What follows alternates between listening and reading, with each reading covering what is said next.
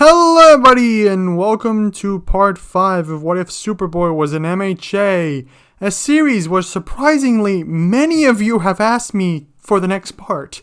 Usually I only see that sort of support for Omnideku and not really for a series that does not do so well in terms of views and stuff. So anywho, here's the part 5 continuing where the previous one left off. If you do enjoy this, as always, please hit that like button and subscribe button. You can also check the link in the description below to become a beta reader and whatnot. Well, no, it's to go to my Discord, but there you can maybe become a beta reader and stuff. We have a lot of fun little stuff in that little community to do, and some people read my stuff before I record it and give me feedback. Yeah. Anywho, intro's broken at the moment, trying to make a substitute. But that's going to take me a bit of time, especially because I don't have time because of exams coming up. So just enjoy the video.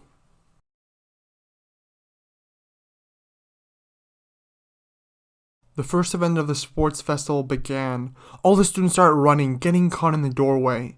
Something which only a couple of students managed to identify as the first obstacle. Still, there were 2 students who didn't even start running, those being Wallace and Damian. "Why aren't you going?" Wallace asked. He knew perfectly well why he didn't do it, wanting to get a dramatic win, but his classmate was at a disadvantage in the race. "You'll see," Damian coldly answered. He knew the best strategy for the festival. He had information on the whole thing and was going to use it to make his life and experience there as simple as possible. "Whatever. I was just waiting for a clean shot," Wallace said. He grabbed a pair of goggles from his pocket and put them on. He didn't want to dry his eyes out after all. He knew his route and had a clear shot since most of the people were now stuck inside the tunnel. Wallace started running. The moment he reached the gate, he jumped onto the wall in order to avoid his opponents. As he ran, ice started forming around him. He tried accelerating, but the sudden decrease in temperature slowed him down enough for the ice to start catching up. He rushed towards the gate, but right before he could jump off, the ice caught up, practically freezing him to the wall.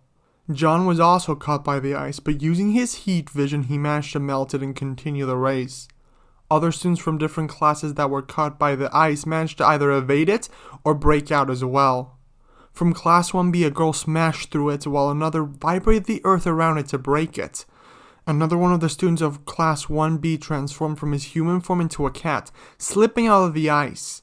He then turned into a panther and started running, wanting to take first place. The girl from Class 1B did manage to free herself, vibrating the earth around her, accidentally used too much power, which managed to accidentally free most of the students, including Wallace. "Thanks, Tara," one of her classmates said as they continued on with the race. Damian, still at the entrance, having anticipated Todoroki's actions, started running. He wasn't aiming for the top spots, but was looking to place high enough to get a bit of attention drawn to himself and pass to the next event. Wallace, now free from the ice, fell to the ground. "Ah, that hurts. Not to mention I'm cold now," he said to himself, complaining about the condition he was in. Still, time to win this. He acted at his speed once more and started running, intending to finish the race within seconds. He ran forward, passing by a couple different girls, giving them a little pose, even though they could not see him at that speed. Once he passed by Todoroki, he slowed down a bit in order to mock his adversary. "You thought that you'd hold me for long? You miscalculated, Todoroki, and now you lose," he said. He was facing Todoroki and giving his back to the rest of the arena. The moment he turned around to keep on going, he was knocked back by a 3-pointer, which hit him in the head, sending him flying back with a bloody nose, even knocking him unconscious. The second obstacle had revealed itself, even knocking a contestant out of the running. The 0-point robots showed themselves, which gave Todoroki an opportunity. He froze them in place while off balance in order to create more distance between himself and his opponents. John watched the robots start to fall while Todoroki ran away. He was going to try and catch up, but spotted a contestant that was stuck where the robot was going to fall. He acted quickly, zooming in to move her out of harm's way.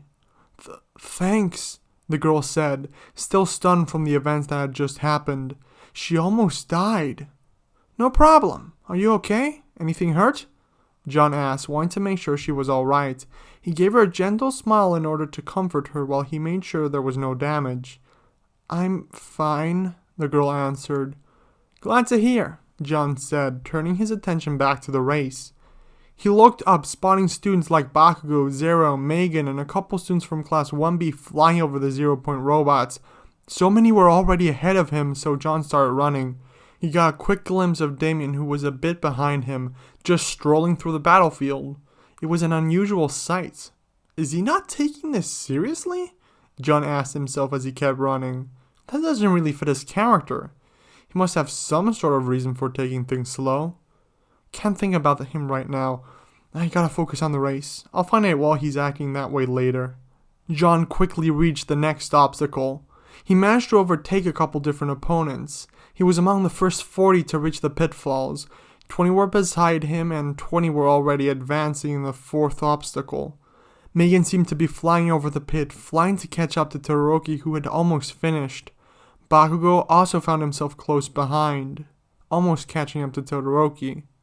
John then saw a girl from the support course jump into the void, using her support items to maneuver around the area and get to the next piece of land. "I hope this works," John thought to himself after thinking of a strategy. It wasn't the best idea, but it was what he came up with. He could not afford to waste time. "I don't want to be left behind here. I'm also aiming for the top spot." He walked back, creating some distance between himself and the pit. Once he had enough, he ran forwards as fast as he could, leaping into the air at the last possible moment. Come on, I can do this, he thought to himself as he started flying, soaring through the air. Then gravity took its toll and John started falling.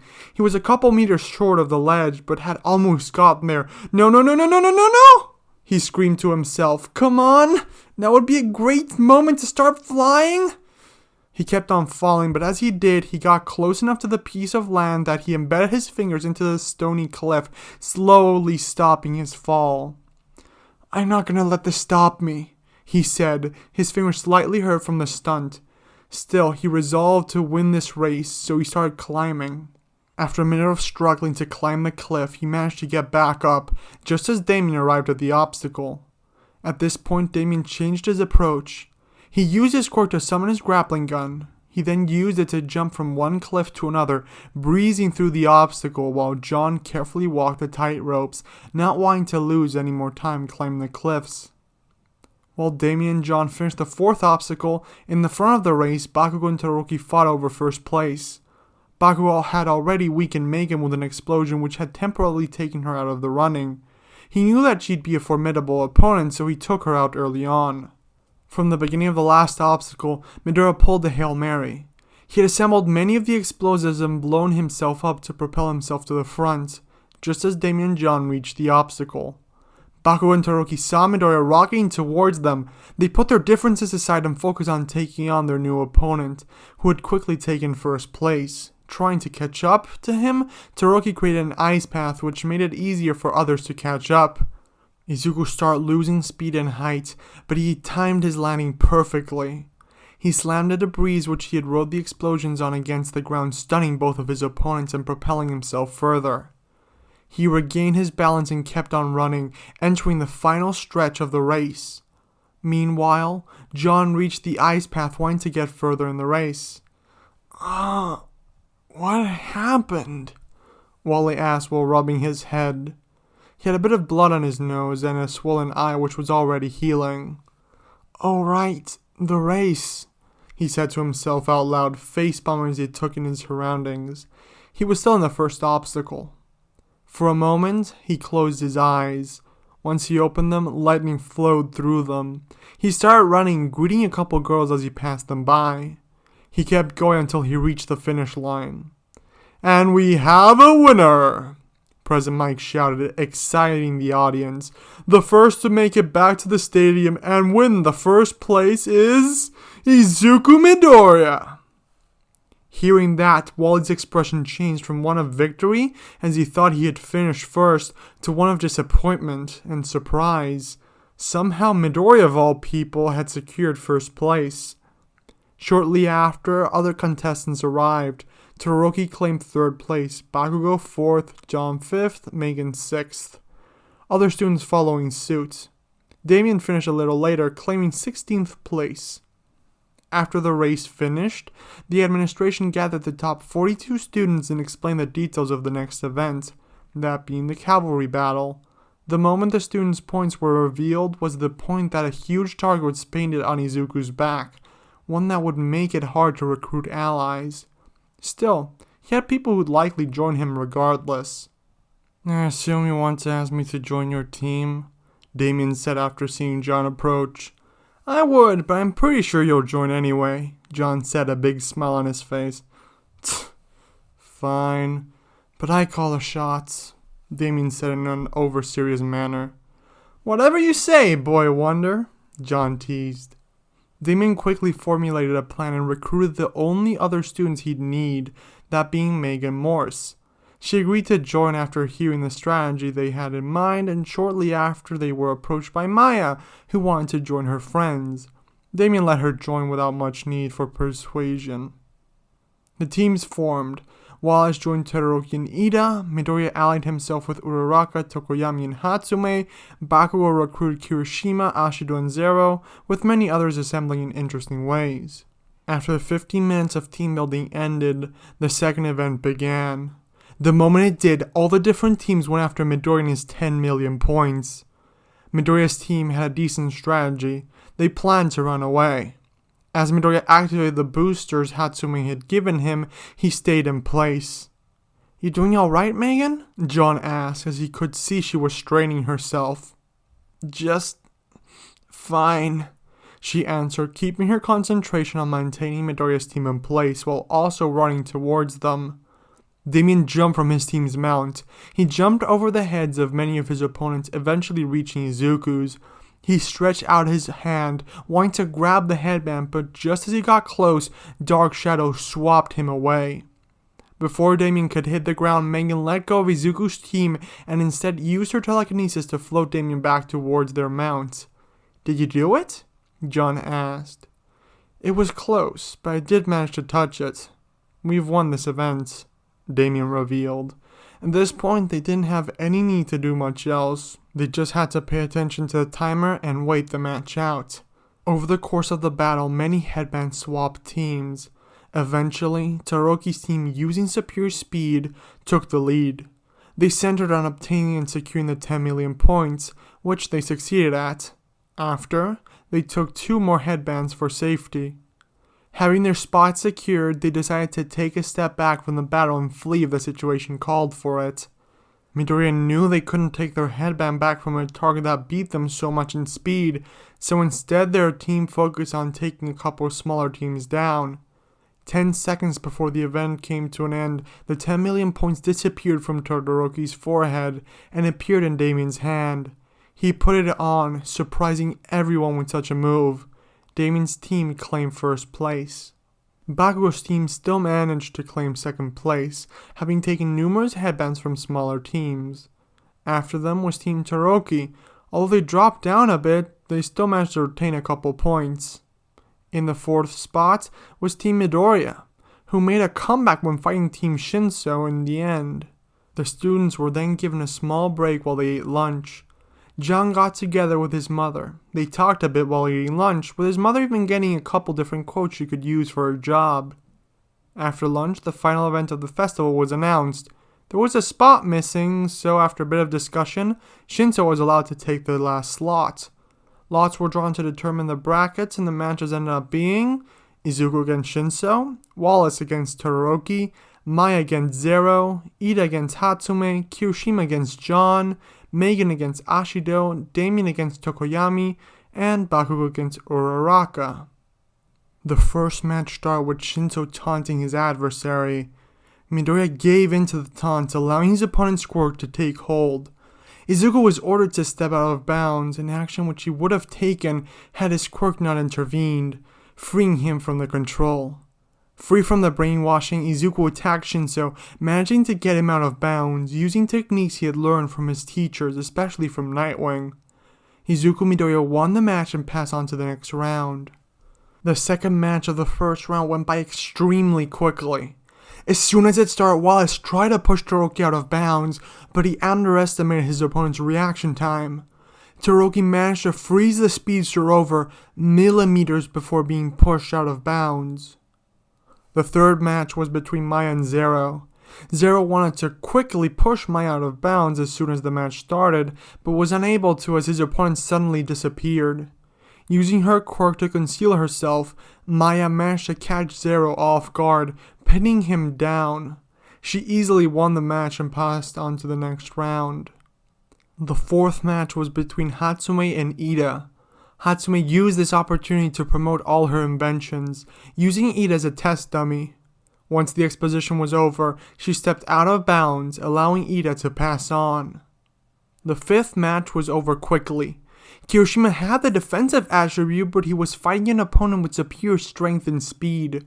John just had to attack Kirishima a couple times, pushing him back with every blow until he was eventually pushed out of bounds. The sixth match started with Ashido skating towards Megan and throwing acid at her. Megan blocked the acid with her telekinesis and threw it back at the girl. The acid, however, had no effect on the pink-haired girl, so Megan mustered all her strength together and pushed Ashido out of bounds using her telekinesis. Both Damian and Tokoyami stepped into the arena, ready for the seventh match. Tokoyami, from experience and training, knew how dangerous an opponent Damian could be. He wanted to disable him quickly before he could even summon a weapon. The match started and Tokoyami sent Dark Shadow after Damian, but he quickly countered, summoning a flashbang grenade and activating it, closing his eyes while looking away. The flash created by the explosion not only weakened Dark Shadow, but also blinded Tokoyami a bit. Damian took advantage of the state of his opponent. He summoned his katana and a couple batarangs. He threw the projectiles, which Dark Shadow managed to block. The batarangs were a nice distraction, which allowed Damian to get close enough to pin Tokoyami to the ground. He pushed his katana against the boy's throat, not making contact yet. This was so Dark Shadow wouldn't approach. With Tokoyami disabled, Damian won the match and moved on to the next round. The final match of the round was a fierce battle between Ochako Uraraka and Katsuki Bakugo. The girl fought bravely against the odds, doing all she could to defeat her opponent.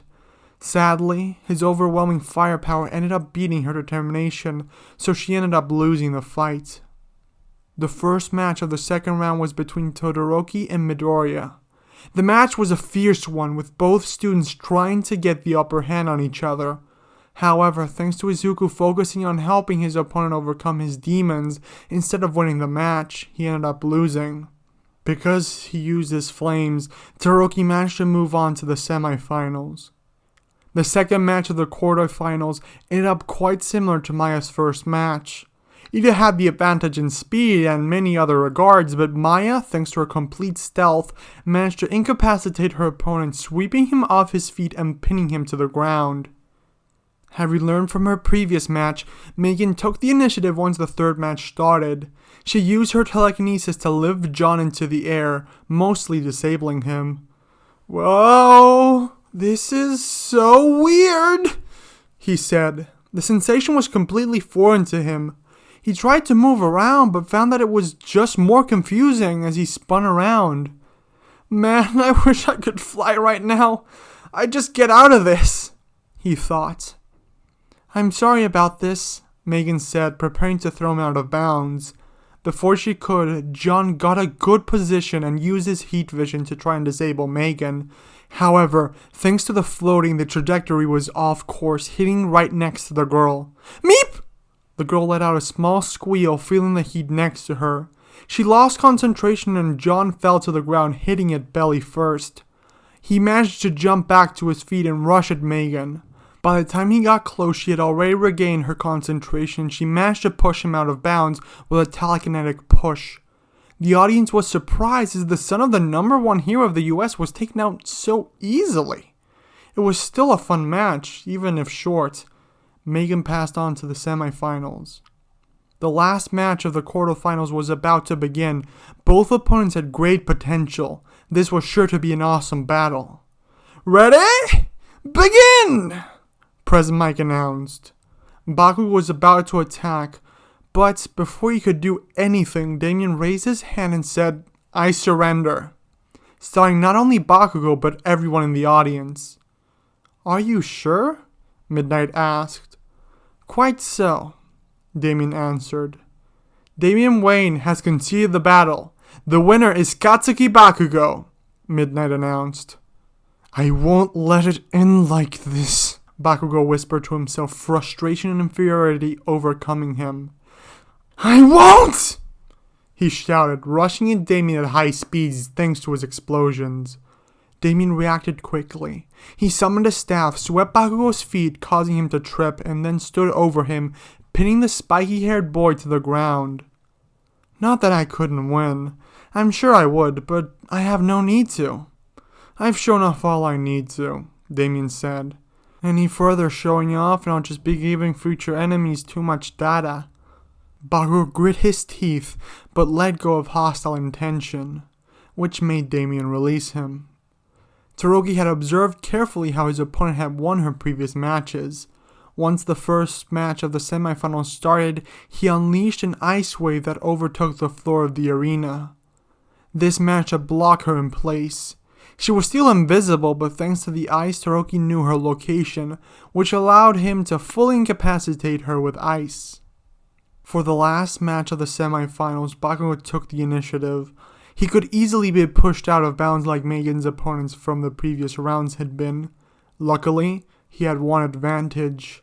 The girl appeared to be weak to fire and explosions, so he managed to rush at her and disable her with his explosions. Before she had a chance to react, Bakugo shot a huge explosion at her, one which threw her out of bounds. He won the match in seconds, passing to the finale. The final battle started shortly after, with Todoroki unleashing a giant ice attack at Bakugo. Bakugo used his explosions to carve a little hole inside the glacier that was thrown at him. It took him a moment, but with the heat of the explosions, he managed to tunnel out of the ice. He burst out of the ice, grabbing onto Todoroki and trying to fling him out of the stadium. Todoroki, however, was a tricky opponent. No one had managed to throw him out of bounds, not even Izuku. He created an ice slide that shot him right back into the arena. He activated his fire sight in order to balance himself out. Bakugo, thinking that his opponent was about to go all out, jumped into the air, preparing his Pulitzer impact. As the attack approached, Todoroki prepared to counterattack, but as the attack got closer, doubt settled into his mind. Doubt which made Todoroki stop using his fire. With one quick decision, Todoroki had basically forfeit the match. Bakugo's attack made impact with Todoroki, throwing him out of bounds. Todoroki crashed against the wall with the force of the impact knocking him unconscious. Bakugo was declared the winner, but he couldn't accept it. He'd already basically lost one event. He hadn't even secured first place once, and now he had won because his opponent just gave up. He walked towards his unconscious opponent and lifted him up, demanding a rematch, an action which caused Midnight to take Bakugo out. Regardless of the circumstances, the festival came to a close with All Might delivering the medals. Ida had to leave for family emergencies, but the other students were still given their medals. The festival now over, everyone went their separate ways, returning home. And that's the end of the video. Hope you all enjoyed. If you did, hit that like button, subscribe, and all that stuff. You can also check out my Discord in the description below. Please help this video reach 50 likes, which I don't think is too much to ask, but I have no idea how well this series... I know this series doesn't do so well compared to the other ones, so I won't ask for that big of an amount. And yeah, time for decision stuff. So, you'll see Megan's thingy on screen now. I kind of like Megan. She's one of my favorite characters at this point, and I don't like her portrayal in the comics. I just like her because of Young Justice. So yeah, I wanted to utilize her a bit more in the future. But for now, this is what she gets. She got pretty advanced in the placement here, but I like her and she's powerful, although her powers are very nerfed compared to her normal version. No idea what accent that was. Yeah. The Damian's just not doesn't give a shit about what's happening. Mainly because he's Damian and He's already made his research on the sports festival, knows that if he doesn't show off too much, he'll be able to better make use of his skills later on. He just needs enough to be recruited, and plus his namesake will help. He's the son of Batman. Who wouldn't want him on his side? So yeah, they'll help with the recruiting, and then he can just not give the information out, so he'll have an advantage compared to his other classmates in the licensing exam. Yeah, I think that was pretty cool. Like, make trigger Bakugo even more than normal. John also was a candidate for a winner, which is why I needed I wanted to let this play out like in canon because it's needed for the League of Villains stuff. Even though stuff's coming that's gonna change continuity a lot, so I don't know why I didn't allow myself to change continuity here. Bakugo was needed for the League of Villains to be like, hey, he's the one we're going after. So we're gonna further destabilize society, so All Might's gonna go down and blah blah blah. But since that's not happening in this version anyway, I don't know why I didn't allow myself to change that. Yeah, I'm not redoing it at this point. It would be way too much work. The video's already recorded. The script has been done like twice already because I did it once before, but decided, hey, I'm gonna change this stuff around a bit. And yeah, hope you guys are having a terrific start to January. For me, it's January the 1st. For you, it should be, I don't know, 6th or 7th. I'm not sure when Tuesday is. Someone says it's years away, but I'm not really sure. Yeah. Until next time, everyone, have an absolutely fantastic day. Enjoy the rest of your years and hopefully vacations. I don't know if you're still on vacation, but I should be at this point. So hope you enjoy it. Until next time, everyone, have an absolutely fantastic day. Bye!